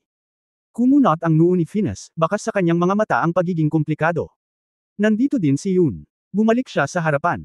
Isa sa mga 7 strategic level, ang pinuno ng Unicorn Legion, ang Senior Demon General, si Yun, ay bayaw din ng Venus. Miss ng Demon King si Lord Yukon. After all, Lord Yukon and you are both adopted sons of His Highness, watching you grow up, sabi ni Shelly. Ganun ba? Pero hindi na ako tinawagan ng Demon King, kaya sinadya niyang makipaglaro sa kanya ng chess, natatawa si Venus sa sarili. Sa tingin ko ito ay dahil si Master Venus ay mas mature at masyadong seryoso sa paglalaro. Ang Demon King ay hindi palaging mananalo, kaya natural na ayaw niyang makipaglaro sa iyo ng chess. Napakurap si Shelly. Kinaikit ni Venus ang kanyang mga mata at nakangiting sinabi, Lord Shelly, wala akong ibang ibig sabihin, hindi mo na kailangang sabihin ito, ako at si Yukon ay hindi isang uri ng demonyo. Paumanhin, nasabi ko ang mga kalabisan na salita, pagkatapos ay pumunta tayo. Iniunat ni Shelly ang kanyang payat na jade na braso, at sabay na naglakad ang dalawa patungo sa side hall. Pagdating ko sa pinto ng side hall, narinig ko ang away sa loob. Kaiya, Your Highness the Demon King, ginagawa mo na naman ang katangahan mo. Isang boses ang labis na naagrabyado at hindi nasisiyahan. Wala akong. Ang winged demon na ito ay orihinal na inilagay dito. Ang isa pang boses ay Glib. Napakaligtas ng aking devourer ngayon, at walang mga piraso ng chess sa tabi ko. Mali ka kasi naalala, Yun, ano bang nangyayari sa'yo? Masama ba ang memorya mo sa murang edad? Maliwanag na pinasigla mo ako ng mental attack ngayon lang. Tapos palihim mong ginalaw ang chess piece. Your Highness Hilarious, pwede bang itigil mo na ang pagiging rogue? Huwag kang magsalita ng walang kaparerekan, ako si Hilarious, ang marangal na Demon King, ito ba ang uri ng demonyo na maaaring mandaye?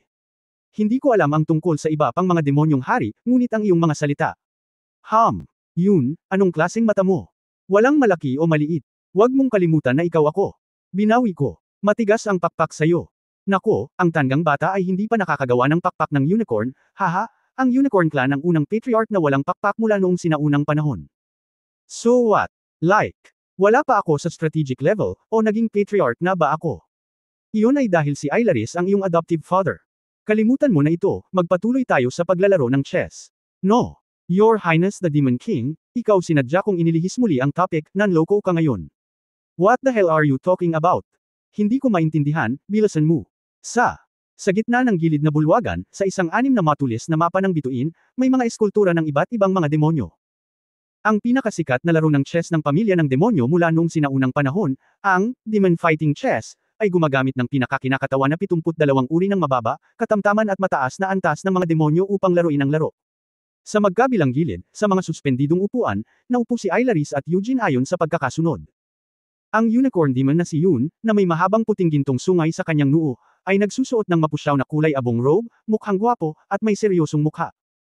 Si Ilaris ay may maikling asul na buhok, kalat-kalat na balbas, chubby na mukha, pulang ilong, at maliit na mata, na medyo nakakatawa. Sa loob ng asul na Demon King's robe, isang puting underwear, dahil hindi ito nagkatikip sa kanyang tiyan, ay tumambad sa kanyang baywang ang isang piraso ng taba. Sanay na si Shelly sa mga ganitong eksena, ngumiti at umiling, at humakbang para magulat. His Royal Highness, si Master Venus ay bumalik, may hahanapin ako sa iyo. Dahil ang Demon King's Palace ay itinayo gamit ang mga espesyal na materyales at mga demonyong magic circle, maaari nitong lubos na harangan ang malakas na pakiramdam ng pangunawa. Kaya hindi na napansin ng dalawang demonyong naglalaro ng chess na papasok na pala sila.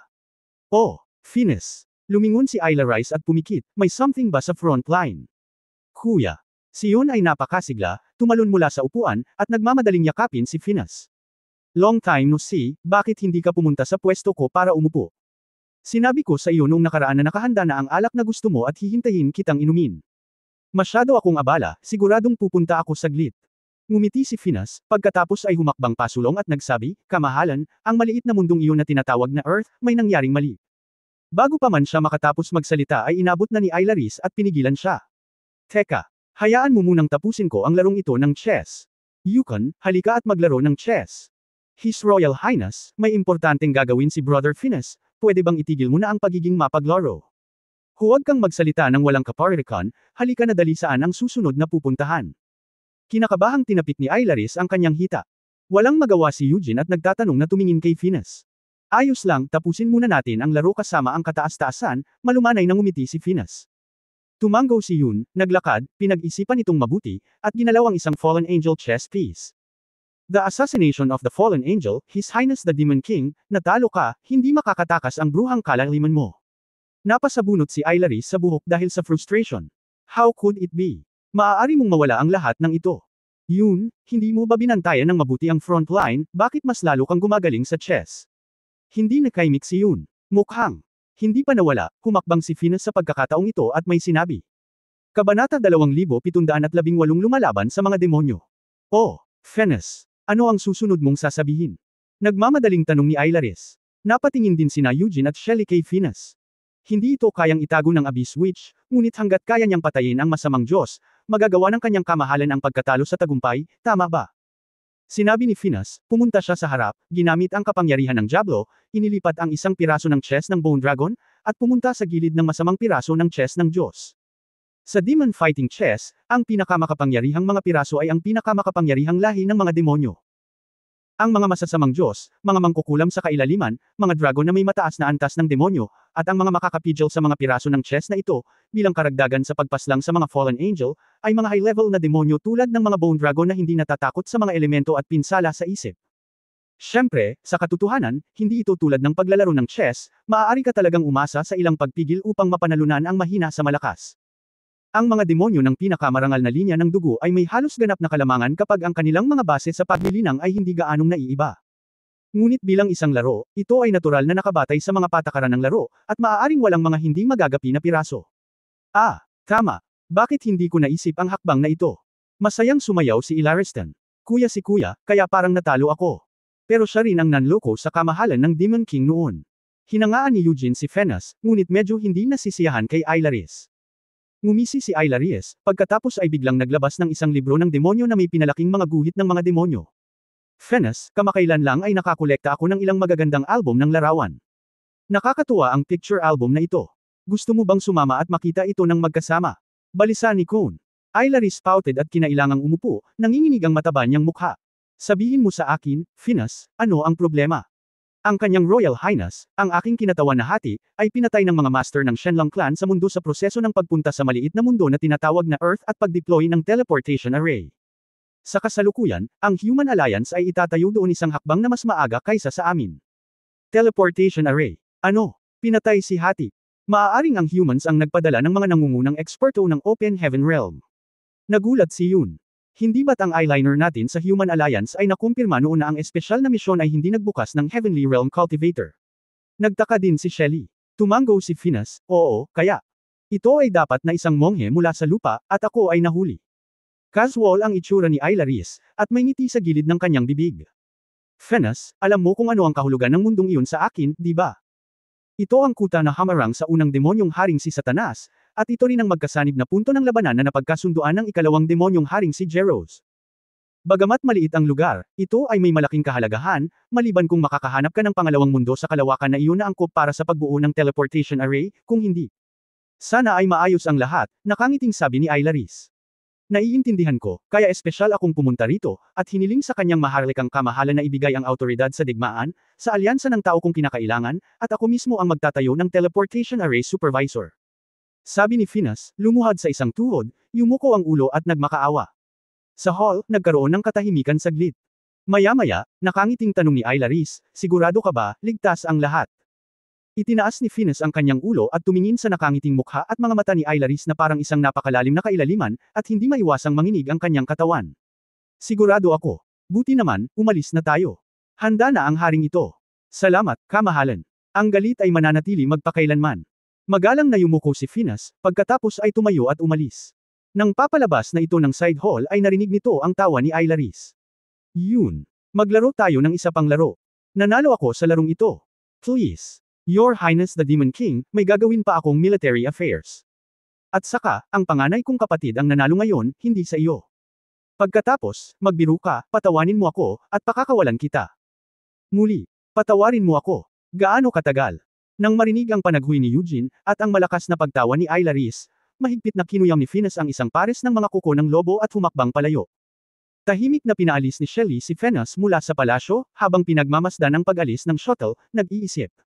Sabay-sabay. Sa malayong bahagi ng kalawakan, sa isang maliit na lupa. Matapos mapanood ng pamilya ni Yefan ang Monster Beast Show competition, hindi pa rin nasisiyahan si Tuan Chuan. Nang sa wakas ay oras na para igawad ang parangal, hiniling ng organizer si Yefan na lumahok.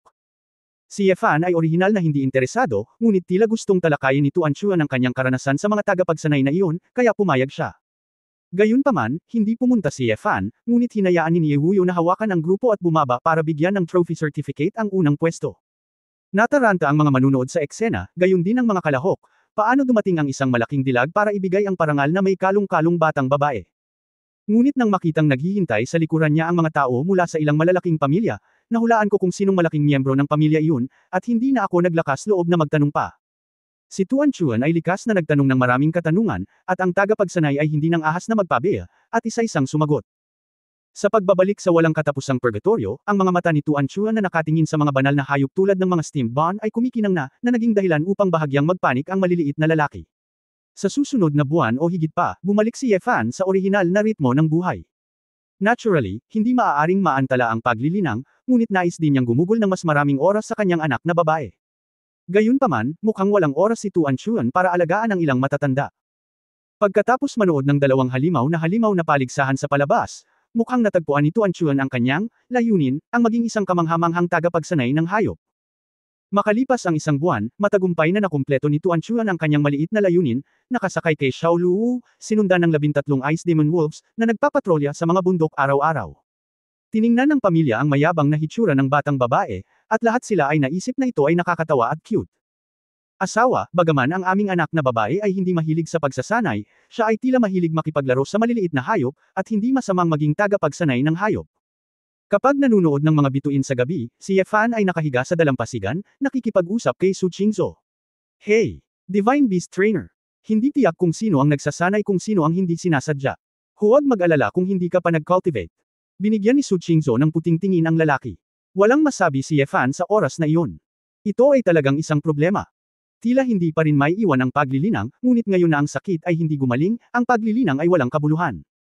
Pagkaraan ng 3 buwan, nagsimulang muling magkaroon ng nosebleed si Tuan Chuan, kaya nagpasimula rin siya ng isa pang round ng gene therapy.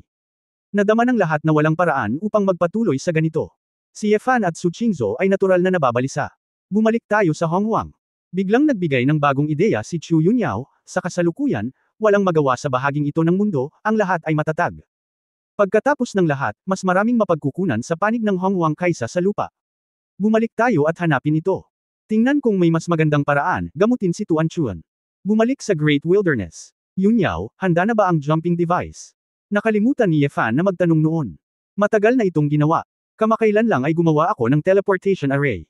Nagawa ko na ang isa dito ayon sa impormasyong nakuha ko noon, at pupunta lang ako sa prehistoric side para bumuo ng teleportation array doon. Natigilan si Fan, ang babaeng mabilis talaga, no wonder araw-araw kong binabaon ang ulo ko sa laboratorio. Gayunpaman, ang mungkahi ni Chu Yunyao ay tunay na makatwiran. Mas mainam na manatili sa lupa at italaga ang iyong sarili sa paglilinang. Mas mabuting pumunta sa Great Wasteland, mas maganda ang cultivation environment, at makakahanap ka ng iba pang pagkakataon. Kabanata 2719 na nakakahiya kay Master Yunyao, dahil maaari ka ring mag-teleport gamit ang isang space jumping device, hindi ba hindi na kailangan para sa iyo na bumuo ng isang teleportation array? Kaina-hinalang tanong ni Ling Yue. Hindi, agad na umiling si Chu Yunyao at sinabing, ang space jump device ay mas mahina kaysa sa umiiral na interstellar teleportation array sa mga tuntunin ng gastos sa pagmamanupaktura, katatagan, at distansya ng transmission. Sa aking opinyon, kahit na ang dalawa ay mayroong ilang mga karaniwang punto, ngunit ang teknolohiya ng teleportation array ay mas mature, at maaari itong magpadala ng isang malaking halaga sa isang maikling panahon ng walang anumang panganib. Ang space jump device ay talagang napakadaling makagambala, at ang gastos sa pagpapanatili at ang paraan ng paggamit ay masyadong komplikado. Okay, technical issues, naniniwala kami sa scientist ng Chu University, Weiwei, totoo ka rin, ito ba ay maaari mong tanungin? Hindi mo maiintindihan ng detalyado, parang 100% mapagkakatiwalaan ako, from don't ask too much, you are simply asking for yourself. Ikan-away ni Fan ang kanyang kamay. Dinilaan ng aso, ungol ni Ling Yue, pinaikot ang kanyang mga mata. Ang gulo, saan mo natutunan ang bokabulyo? Hindi nakaik si Fan. Nalaman ko lang ito sa Earth kamakailan, napakakaugnay nito, pagmamalaki ni Ling Yue. Hindi napigilan ng mga babae ang tumawa. Ang isang biro ay isang biro, ngunit ang paghahanda upang bumalik sa Great Wilderness, natural, ito ay kinakailangan upang manirahan sa bahagi ng Earth hanggat maaari. Ang lupa ay isang larangan pa rin ng labanan sa pagitan ng mga demonyo at mga tao. Kung hindi mo ito gagawin, okupado ang iyong tahanan, kaya kailangan mo pa ring magtago ng magbabantay dito at magulat anumang oras. Marahil ay napahiya si Niewuyo sa katotohanan ni Hong Huang na si Ye Fan ay may isa pang pares ng mga magulang, kaya hindi niya binalak na sumama at kusang nanatili. Pinag-usapan ito ni Feng Yaoying at Xu Lingshan at nagplanong manatili sa Earth, samahan si Niewuyo, at pangalagaan ang tahanan sa bahaging ito ng Earth. Sa relatibong pagsasalita, ang kakayahan ng dalawang babae sa paglilinang ay medyo karaniwan, at ngayon sila ay lubos na nasisiyahan sa lakas ng banal na kaharian, at wala silang gaanong ambisyon. Ang ibang mga babae ay maaaring nag-aatubili na makipaghiwalay kay Ye Fan, o gusto nilang bumalik sa Great Wilderness para makahanap ng mas malaking pagkakataon para sa paglilinang, ngunit wala silang interes na manatili sa Earth. Bagamat hindi nagsasanay si Ji Wanqing sa paglilinang, gusto niyang maging katulong ni Chu Yunyao, at lubos siyang interesado kay Ye Wanqing mula sa prehistoric na panahon, at gustong makahanap ng pagkakataong makilala siya. Matapos mag-usap ang pamilya, pansamantalang nagpaalam si Ye Fan kay Niewuyo at sa dalawang anak na babae na sina Feng at Xu. Ye Fan, nasa Hong Huang ka at hindi mo siya nakita mamaya, di ba? Pribado, hinailan ni Niewuyo si Ye Fan at nagtanong tungkol kay Ye Longyuan. Nawasak ang kanyang Minghong sword, at sinabi niyang sisirain niya ang ibang mga kalsada. Hindi ko alam kung ano ang nangyari sa kanya pagkatapos noon. Kung gayon, ano sa palagay mo? Gagawin niya. Medyo hindi mapalagay ang mga mata ni Niewuyo. Mom, may pakialam ka pa ba sa buhay niya? Medyo nagulat si Ye Fan at nakangiting sinabi, gusto mo bang ipagpatuloy ang relasyon? Anong kalokohan? Namula si Niewuyo at umiling, nakalipas lang, pagkatapos ng maraming taon, unti-unting nawala ang galit ko sa kanya. Anyway, biological father mo rin siya, at ayokong maging miserable siya. Bulong ni Ye Fan sa kanyang puso, marahil ay dahil sa sinaunang Ye Wangto at Ji Soxen. Ang excitement ng mag-asawa, gusto ni Niewuyo na mahanap ang dati niyang kaibigan at ipaglaban ang anak niya ng magkasama. Mom! Actually, sinabi ko na yan noon, hindi na rin ako bata. Matanda ka man o patay na, o ipagpatuloy ang relasyon niyo, hindi talaga ako nakakaapekto, nakangiting sabi ni Ye Fan. Umiling si Niewuyo, imposible para sa akin at sa kanya, matagal ko nang nawala ang relasyong iyon, ngunit. Sa tingin ko balang araw, kung makikita mo ulit si Ye Longyuan, matutulungan mo siya kung kaya mo. Nag-isip sandali si Ye Fan, pagkatapos ay tumanggo bilang pagsang-ayon, okay. Matapos ipaliwanag ang lahat, kinuha ni Ye Fan ang iba at muling pumasok sa space jumping device. Matapos ang mahabang pagkawala, ang lahat ay tila dumaan sa mahabang paglalakbay at bumalik sa laboratorio ng Excalibur Sect. Grabe, ilang taon na. Siyempre, dahil sa Promise Universe Array, hindi nagtagal ang prehistoric world sa labas. Ito ba ang Great Wilderness? Parang wala itong pinagkaiba sa Earth, sabi ni Mumumo na huminga ng malalim. Silly girl, kailangan mong tingnan ito para malaman ang pagkakaiba. Siyempre pareho ka sa laboratorio, ngumiti si Su Qingzhou. Nay, marami bang masasarap na pagkain sa Hong Huang? Nakinig si Tuan Chuan kay Nayan Rujiao at sa iba pa na nagsasabi na may iba't ibang delicacies dito, kaya matagal na nilang inaabangan.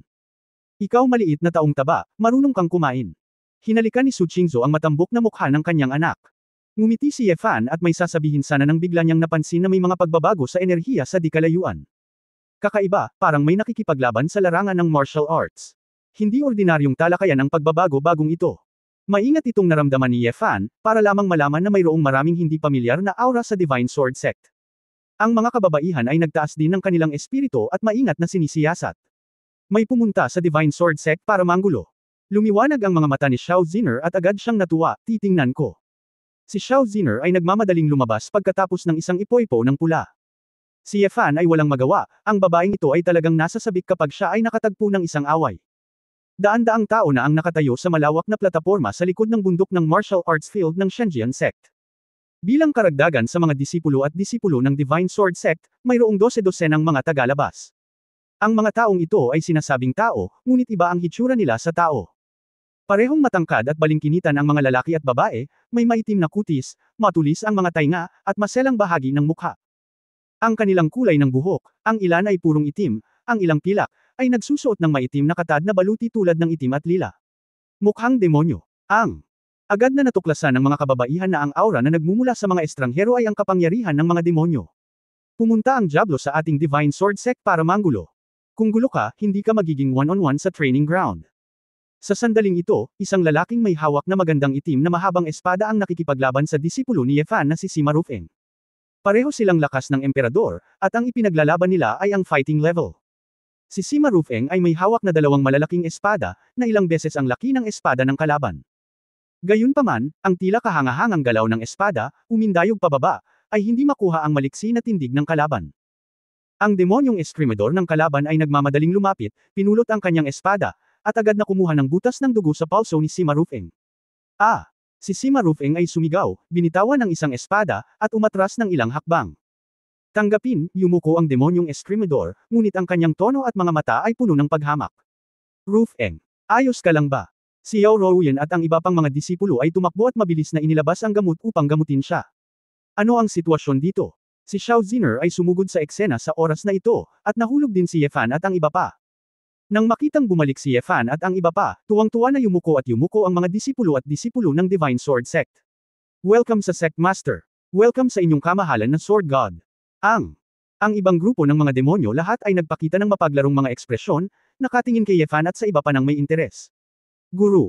Namumula ang mga mata ni Hua Xiaoluo, nabali ang litid ng kamay ni Junior Brother Rufeng. Ayos lang, mababawi din ito sa lalong madaling panahon, yumuko si Sima Rufeng sa kahihiyan, nakakahiya kay Master. Your Excellency Sword God, napapanahon talaga na bumalik ka. Kung hindi ka babalik, kailangan naming humanap ng paraan para makontak ka kaagad.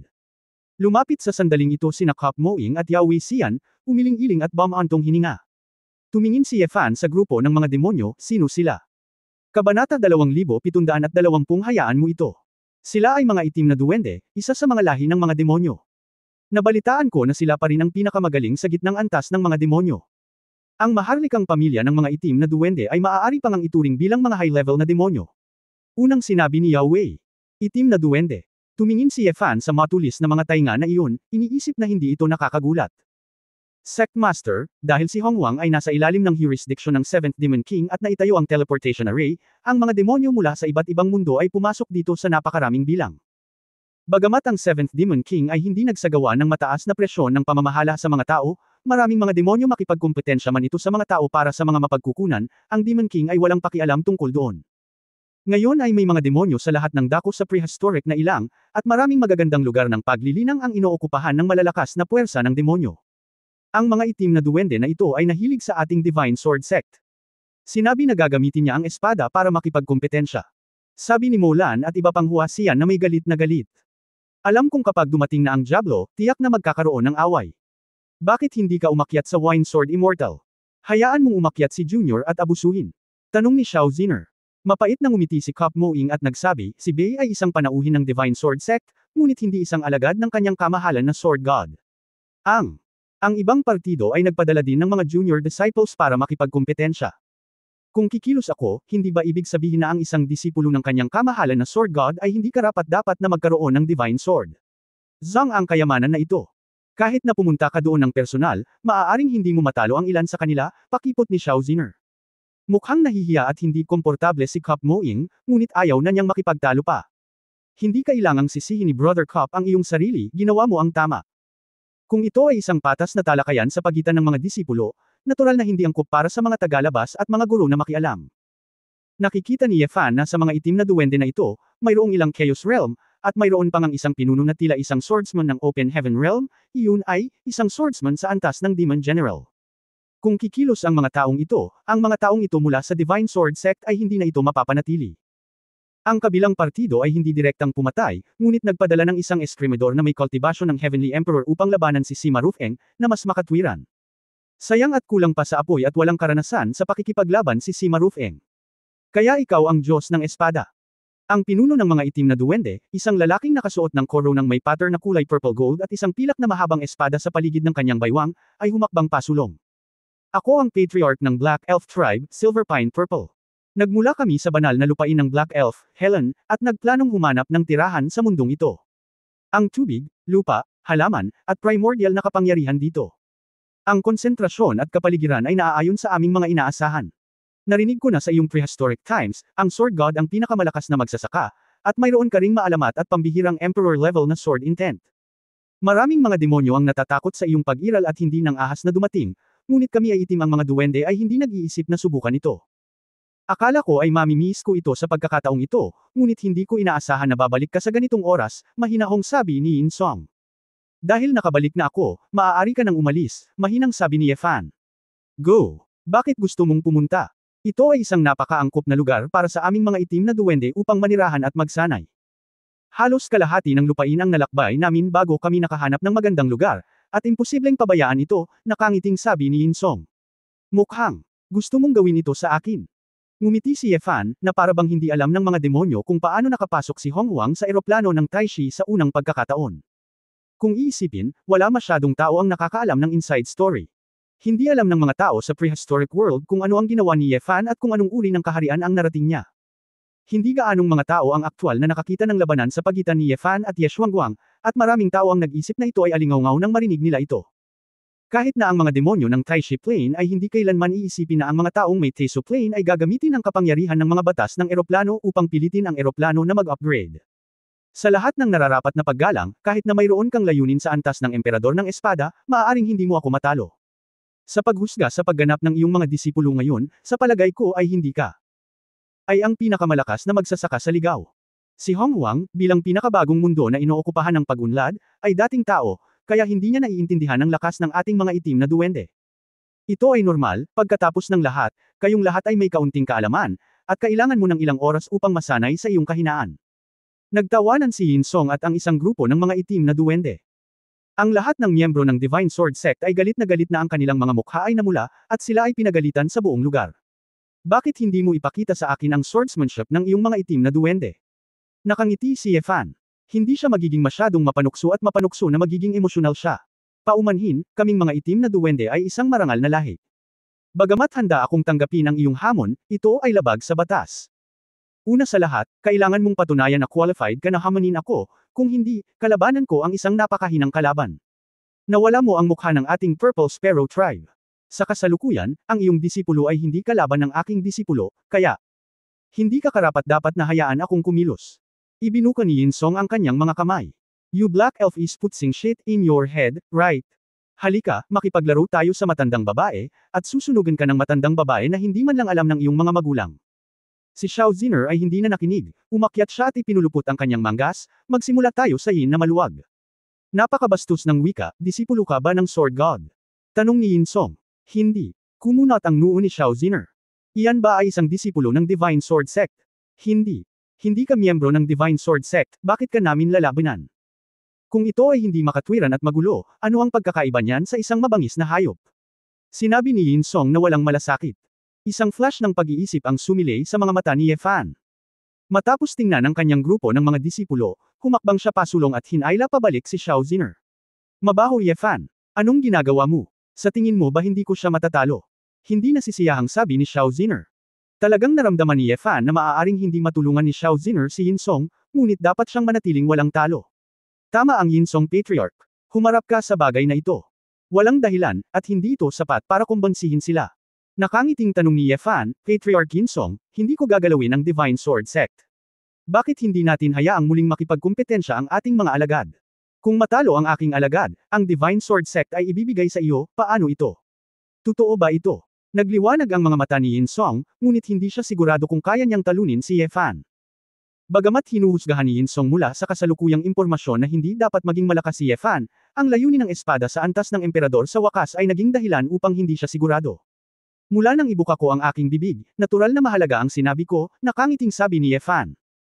Isang grupo ng mga tao ng Divine Sword Sect ang tumingin kay Ye Fan na may hindi mapakali na mga ekspresyon, nagtataka kung saan nakuha ng kanilang sariling Sect Master ang tiwala. Tinutukan ni Ye Fan si Hua Xiaoluo, sa aking mga disipulo, ikaw ang may pinakamataas na cultivation base, at isa ka ring senior sister. Gusto mo bang lumaban? Bagamat kinakabahan si Hua Xiaoluo, nagpipigil pa rin siya. Puno siya ng galit, gustong huminga para sa kanyang nakababatang kapatid, at tumango ng mariin. Guro, gagawin ko. Very good, ngumiti si Ye Fan at tumango. Pagtatapos ng kabanatang ito. For more updates, click on the notification bell.